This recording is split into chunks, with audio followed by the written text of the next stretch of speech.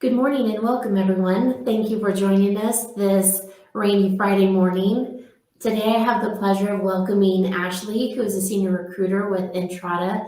She's a repeat guest of ours here at the Huntsman School. So, for those of you who are joining us via the Huntsman YouTube channel, please join me in extending a warm welcome to her.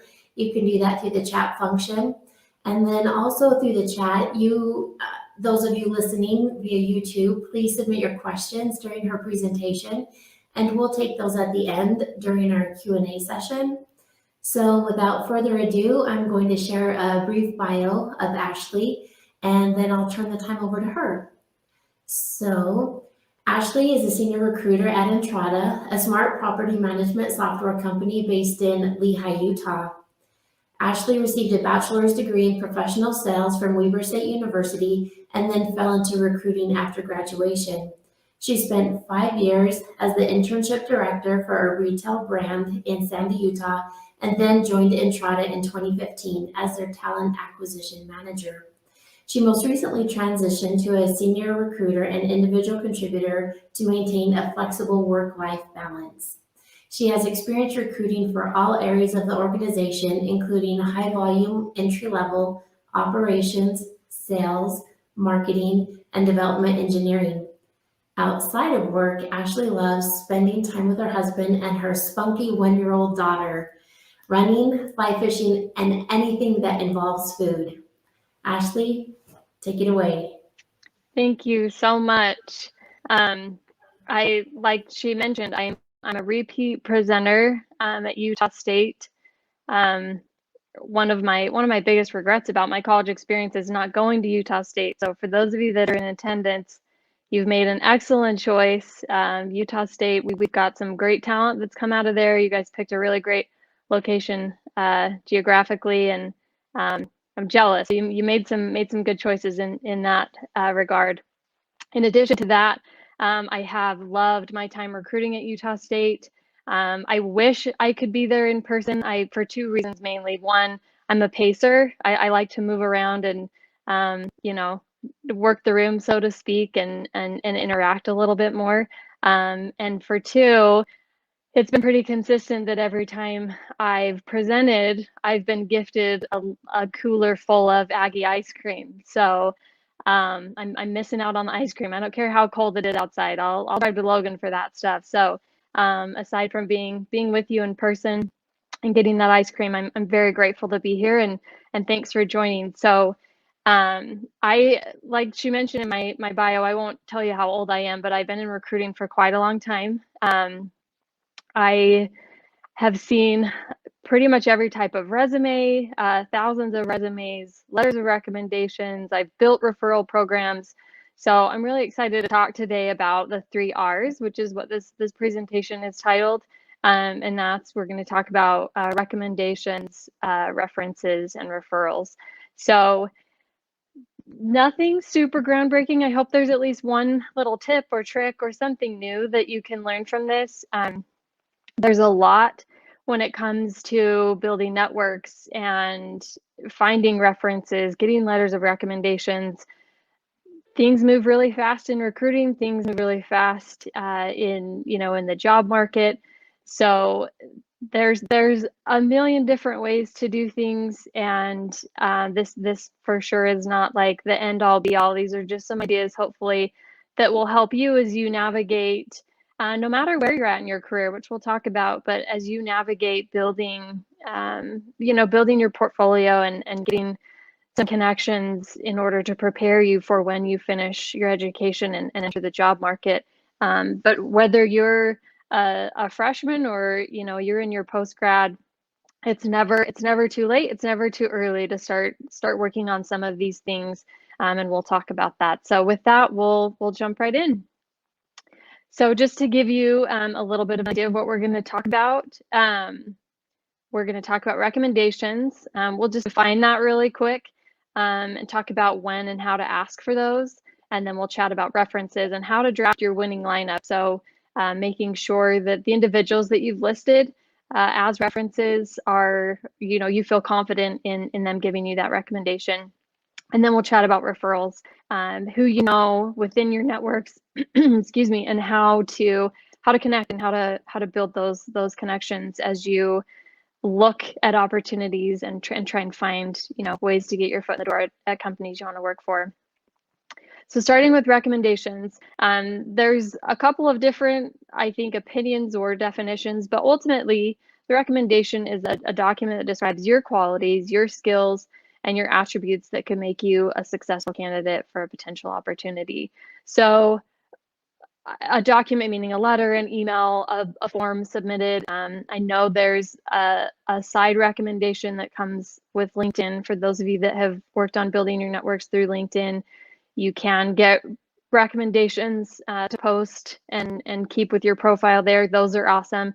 What we're going to talk about is ones that are formal, that need to be written, and whether that's emailed or however that needs to be submitted. So this is more on the formal recommendation side. So going about asking for a recommendation, this can be intimidating. Sometimes, you know, the job won't necessarily require that you have a letter of recommendation. At Entrata, we actually haven't had them included in our job applications. They might come throughout the interview process, tied in with references. But like I said, they might not be required, but if you provide them and you have a strong one, it's definitely going to help plead your case. So it'll never hurt to have one, just to submit with your resume and with your references. It's just one more way to showcase your skills and that somebody else is endorsing you.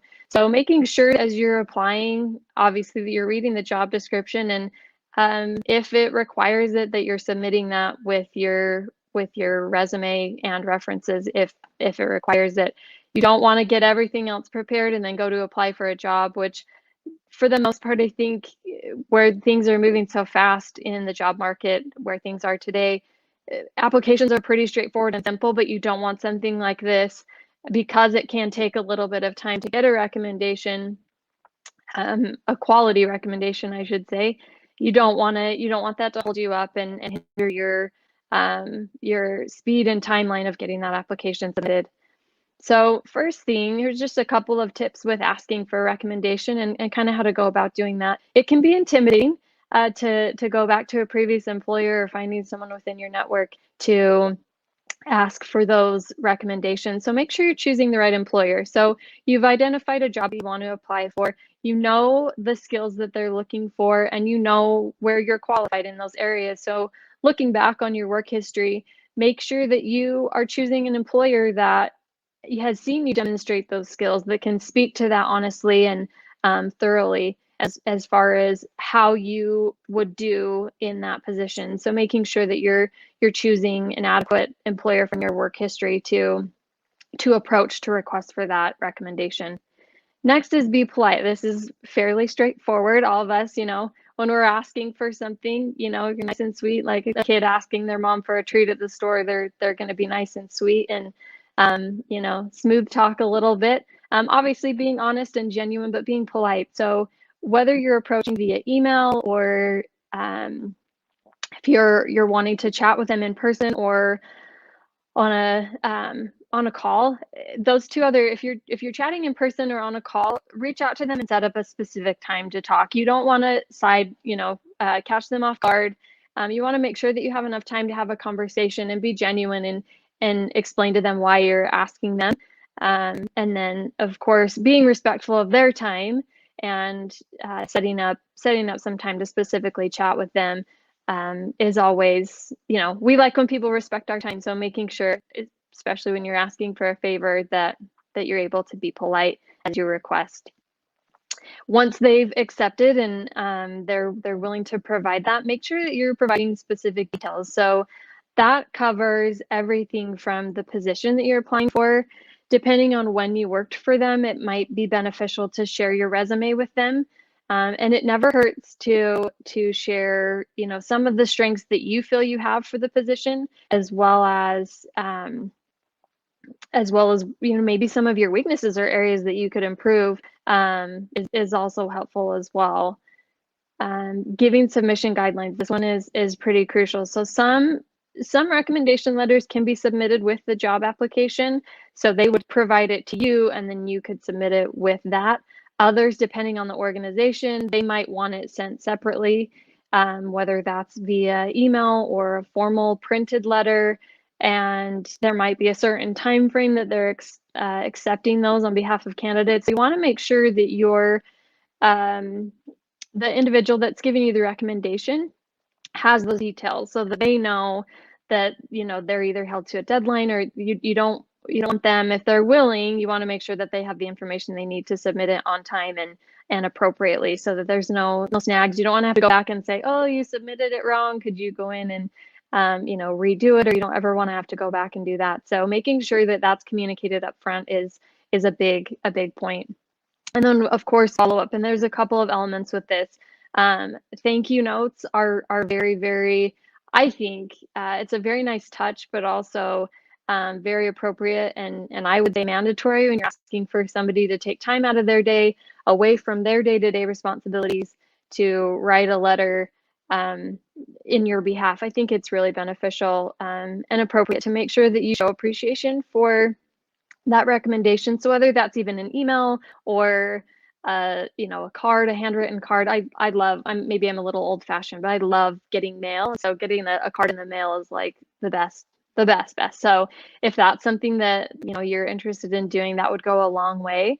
In addition to that, I think following up with how it went, if you ended up getting the job, if you ended up, you know, not getting it or, you know, whatever, I think following up and kind of letting them know where, you know, how they impacted your process and just showing appreciation, I think is a really key point in asking for those recommendations. And then if it comes down to it that, you know, down the road, you need another one, you know, they're going to be, you know, impressed with how you handled the process. They're going to be willing to do it again for you down the road if that's necessary. So, okay, drafting your reference lineup. References, I think, are kind of, I guess, interesting or not necessarily a hot topic. It's an interesting conversation I've had with a lot of recruiters when it comes to references. And so I think this piece is really crucial when it comes to preparing who you list as your references. I think in my career as a recruiter, calling on references, I don't know how many I've called, lots. I've maybe had one subpar. It wasn't even a bad reference. It was just kind of like, yeah, the candidate they do okay. They might struggle in this area. It was just one out of the thousands I've done that wasn't glowing. It kind of caught me off guard because I was so used to just nothing but positive references, which on the one hand, that's the point, right? You're not going to provide a reference that's going to speak negatively about you or highlight all of your weaknesses, but it's crucial when you're presenting who is speaking in your behalf that it's a strong reference as opposed to, you know, just a friend from high school or anyone in your immediate family. You want to make sure that you're providing previous managers and colleagues, and we'll talk about that in just a second, but it's references and providing strong references. A lot of companies call and they depend. A lot of times hiring decisions are made. You know, if they're on the fence with you and another candidate, it could come down to your references. So we understand that from the point of a candidate, it is crucial to provide references that are going to speak highly about you. But I think from a genuine and authentic perspective as a candidate, making sure that providing to the recruiter and the organization that they're legitimate and they're individuals that have worked with you. You know, as the slide says, they're individuals who vouch for your qualifications for a job based on their insight to your work ethic, skills, strengths, and achievements. So while your mom might really be super proud of all of your achievements, she probably still has all your trophies and ribbons and awards hanging up in your old room, and would speak very highly of you. And you know, you always did your chores on time and met your chore allowance quota. But I think it's really important just to keep those professional. So be mindful of individuals in your networks that can speak to those insights. So types of references, kind of leading into that. So the strongest one is going to be a previous manager or boss or someone that you've worked with professionally. So thinking of individuals that have mentored you, have helped you work on projects, have helped you, learn and grow, and really develop the strengths that you have that are making you qualified for this job, that can speak highly to those. Another one I would say in regards to that, friends, as long as they're coworkers, I think it's better to lean more on the coworker side of that. Definitely nothing wrong with putting a friend on there, but making sure that they can speak to, I worked with them at X company on this project, and they can speak to, how you meet deadlines, and they can speak to your abilities to work in a team, and really, you might be an awesome, excellent friend, and you might be dependable in that regard. And those are important to an employer, but they really want to know what it's like to work with you, and they want to know more about your qualifications. So that's kind of the note as far as colleagues and friends. They're okay if that's your last resort. I think that's okay. But in addition to, I would say sticking professionally. So if you're coming out of school and you don't have a strong professional background, maybe you've already, you have your only professional experience, your previous manager is already one of your references, and you have to supply 3, look at your teachers, look at your professors, and those that you have learned from, those that you've presented in front of, those that, you've met deadlines with projects and presentations and assignments, things like that. So I think as teachers, especially from my experience and who I've worked with in the business school, I would be shocked if any of them said no to being a reference. I know that the career services is another great resource for this, but any of the professors that you all have had, and I'm sure you're thinking of one right now that's either been your favorite or that you've kind of, really, really looked up to. I think that's a compliment as well, but to them when you ask them to be a reference. But I know that they understand what it's like coming out of school and trying to, apply for jobs and make that next step into your career and kind of bridge that gap between education and your professional career. They're more than happy to be references and vouch for you. So that's another one.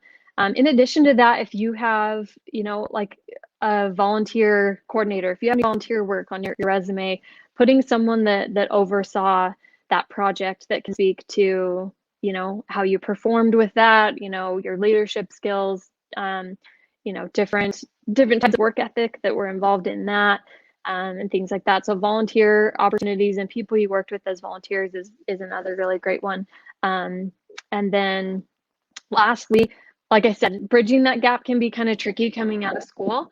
And so finding another reference, a good place to look is individuals you worked with on projects. So I know as you are nearing the end of your education, there are a lot of projects and things like that you have to work on, and they require a great deal of time. Some schools even have you start a little business with a group of people, and I don't know any better way to assess someone's work ethic and skills and tenacity than starting a business with them. So I think that's another really great one if you're looking,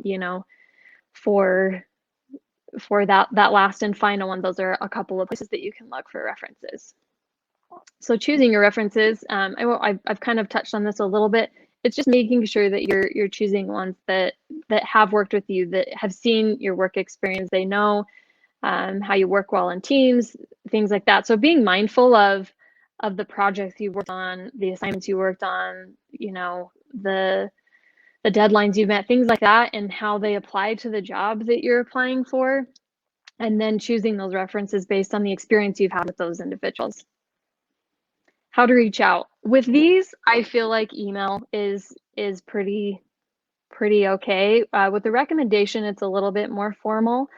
So you're going to want to take a little bit more time and provide a little bit more detail as far as what's expected. But with references, I think reaching out via email, or if you wanted to stop by and say, hey, I'd love to list you as a reference. Is that okay?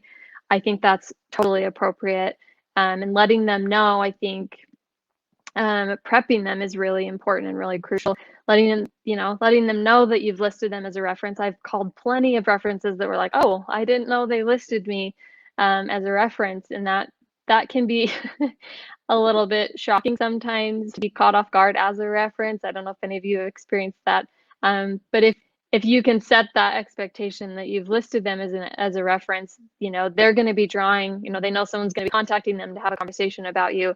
So they're going to be drawing on your experience and the things that, make you great and why they would refer you and things like that. So you want to make sure that you prep them and let them know not only that you listed them, that's a very crucial point, but also the job that you've applied for, some of the skills that they're looking for, and maybe even just refreshing their memory and saying, hey, I'm applying for this project management position, and I really feel like the things I learned, when we worked together on this project, or when we had that deadline and we met it, I really feel like the things I learned in this position and working with you could apply, so that they kind of have a few things in their mind to draw on when they're answering those questions and chatting with the individuals that are calling about those references. Okay, next up is referrals. So it's about who you know. And this is like one of my greatest weaknesses about being a recruiter. One of the really hard things for me is I'm an introvert. I'm an extroverted introvert, introverted extrovert. However that goes. And sometimes I really dread networking, and I think it's the introvert in me that's like, oh, small talk. Like sometimes it's really tricky. So if you're that person, I feel you. I'm with you. Thinking about like, oh, I've got to like go network and build all these new connections in order to find a job. That's not necessarily the case. You don't have to do that, but it is really important. But luckily, there's lots of resources that make it super easy. So if you don't necessarily feel like, oh, my network isn't necessarily where it needs to be, that's okay. Like I said, there's lots of resources for you to be able to connect and find ways to get to know people. So a referral, and how that's different from a reference or even a recommendation, is a positive recommendation from someone within the organization that you're interested in working with. Sorry, I was looking at the chat, making sure someone wasn't asking me a question.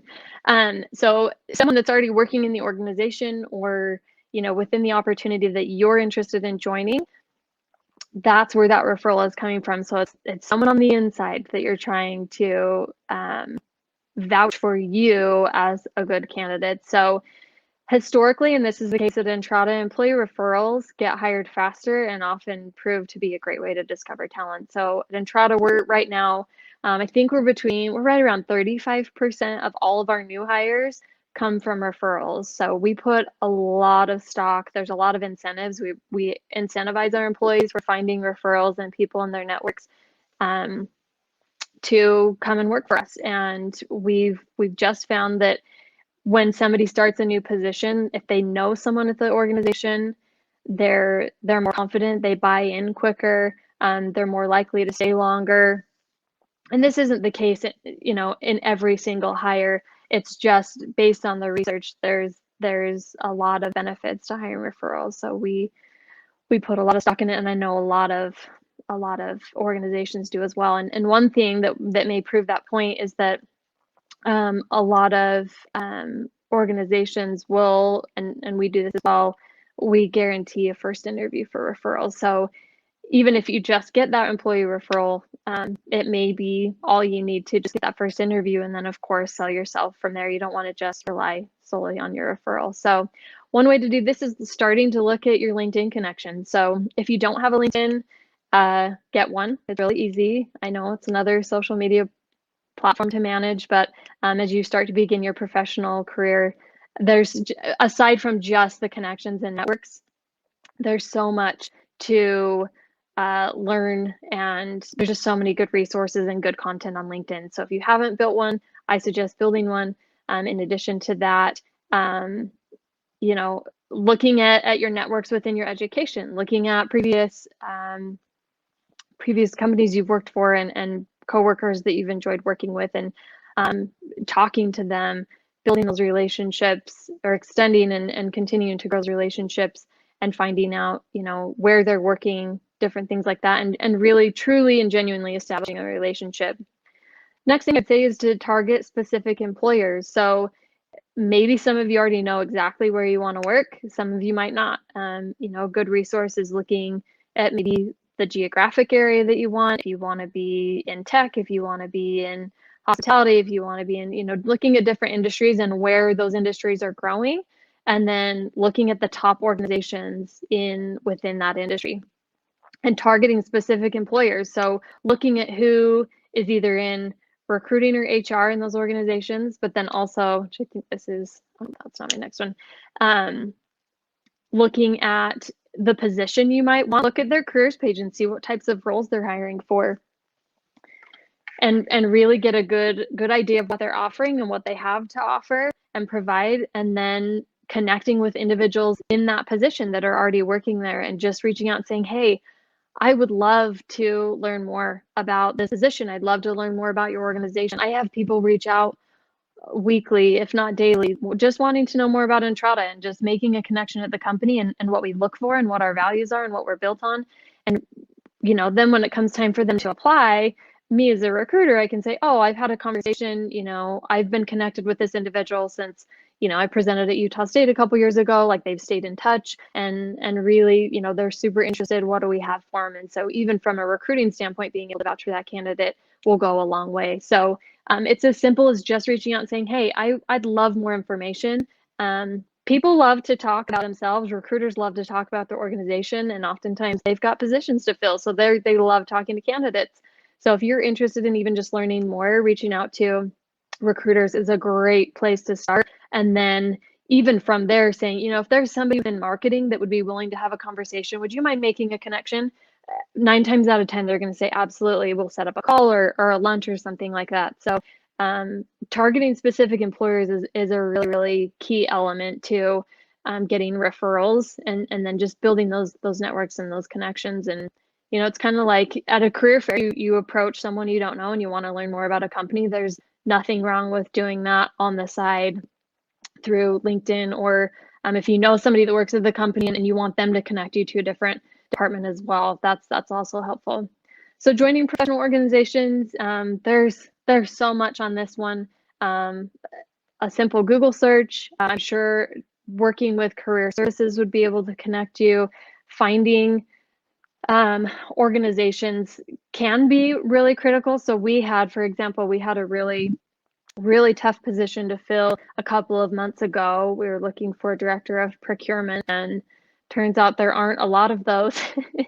So we started reaching out to professional organizations where we knew we could find a lot of them, and offered to, sponsor events or post our positions within the organization so that individuals had exposure to our jobs and that we could network, kind of from our side into that organization. So as you join these organizations that are, closely related to what you're interested in doing and what you're looking to do, or tied to an organization you'd like to work for, there's just more opportunity to network and get to know individuals. It truly just opens up more doors the more conversations you have. So for those of you that are a little bit more introverted, I know it's scary, but we can be brave and do it. And then, I kind of already touched on this one, but scheduling informational interviews. So making sure that, you're polite and respectful of time, but just reaching out and asking is as simple as that will return a really great result for you. Like I said, I have those conversations all the time. So getting as much information, and not only that, but that helps you then for the interview process. So once you get in, then you've had a conversation with the recruiter or HR, you've had a conversation with 2 employees on the team, and you really know what they look for. So not only are you prepping to be prepared for the interview, but then you can speak to that and use those conversations in your interview, and it will only show those that you're interviewing that, wow, they've done the research, they really want to work here, they're passionate about working here, they've really taken the initiative to get to know us, and they'd be a good fit, because that's a lot of companies, that's what they look for, is initiative and grit, and just taking the time to really get to know the process and the organization. So with that, like I mentioned in the beginning, it's never too early. So wherever you are in your educational process, whether you're just beginning or you're getting close to graduation, you can start building your network, start reaching out, just having conversations, looking at your resume and where you've worked, and thinking about those individuals that have had an impact on you or that you've enjoyed working with or that have watched you grow, or even struggle, people that can see, how you've learned and hard lessons that you've learned and made it through, make awesome individuals to contact for references and recommendations. So just making sure that, you're mindful of what you're going after, and prepping those individuals will make a big difference. But with that, like I said in the beginning, it's nothing groundbreaking. Maybe there was one or two new things, or hopefully just a couple of reminders. But with that, I'd be happy to answer some questions.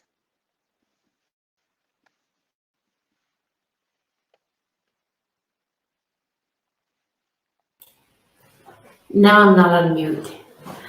Wonderful. Thank you so much, Ashley, for taking time out of your day to be with us and sharing some tips and tricks with us for the triple R's.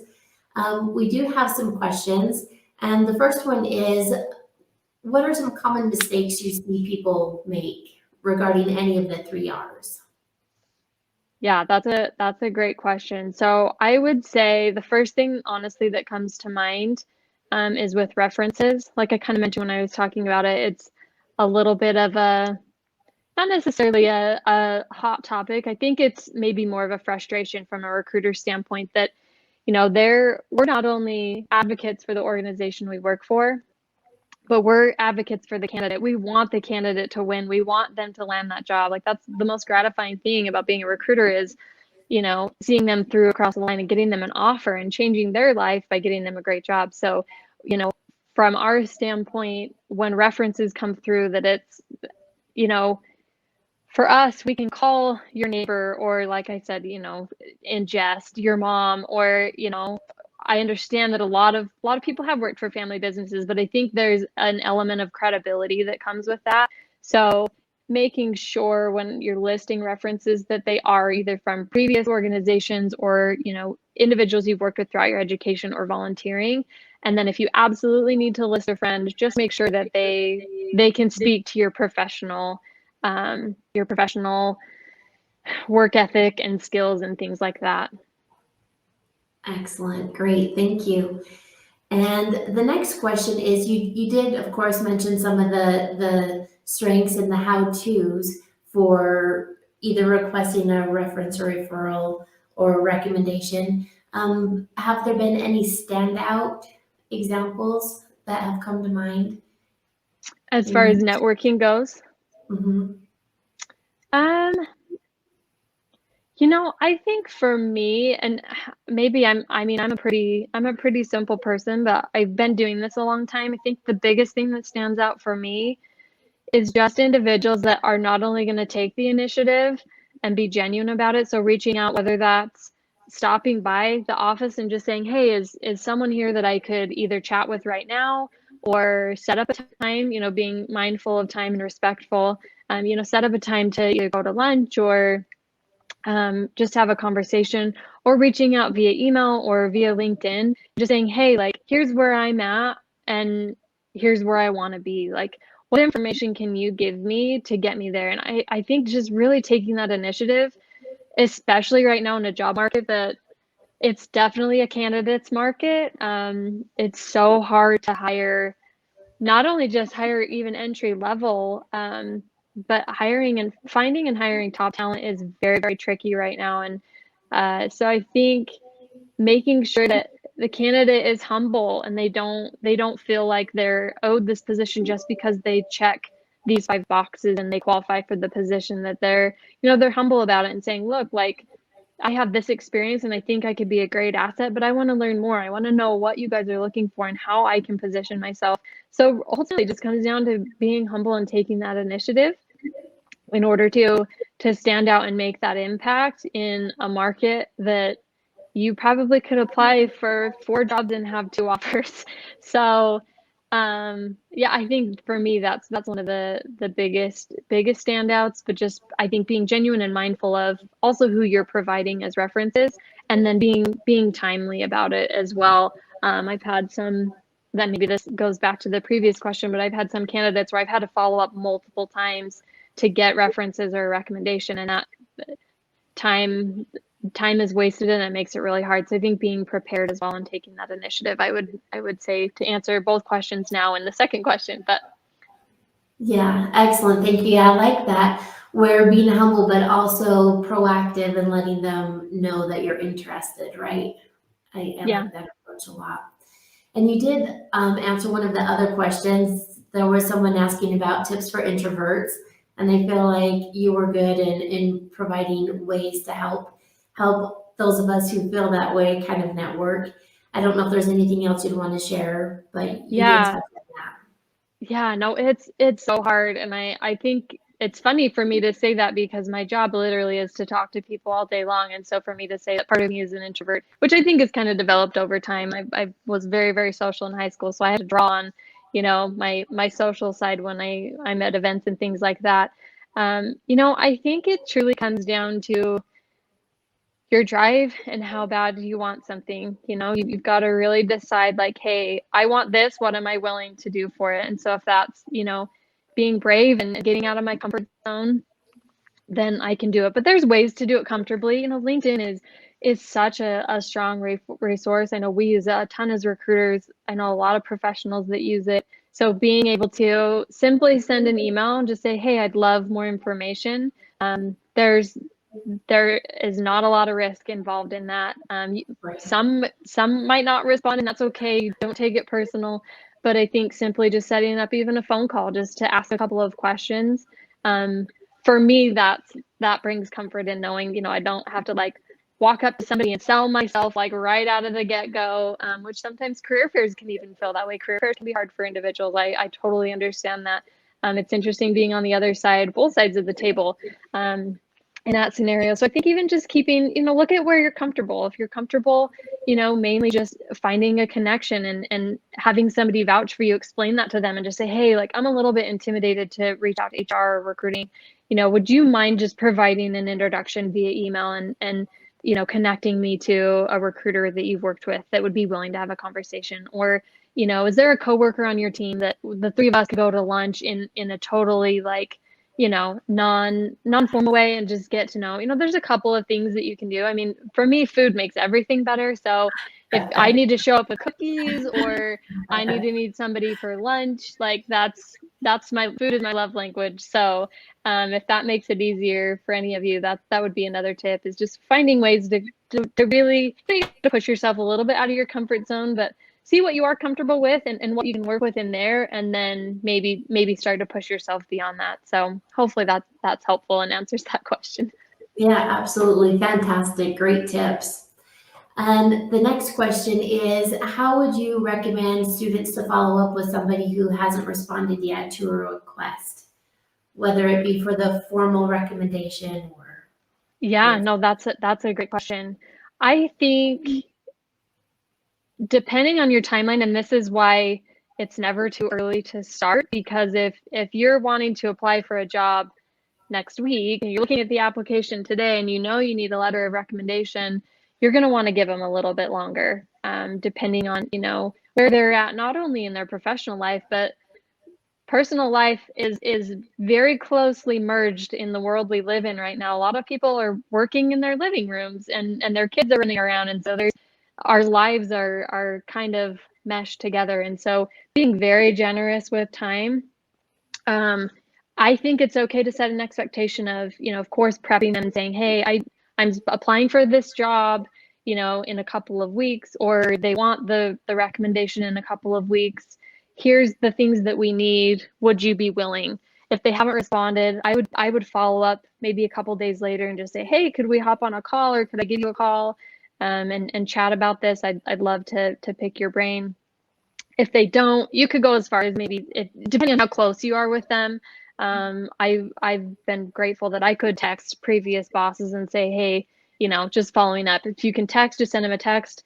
But I would say maybe after 2 or 3 attempts, if they haven't responded, it's probably worth your time to move on. I would actually say after 2 attempts, just because that's an indication that they probably don't have time to, if they can't respond to your email or your voicemail, they're probably not going to have time to write a full recommendation.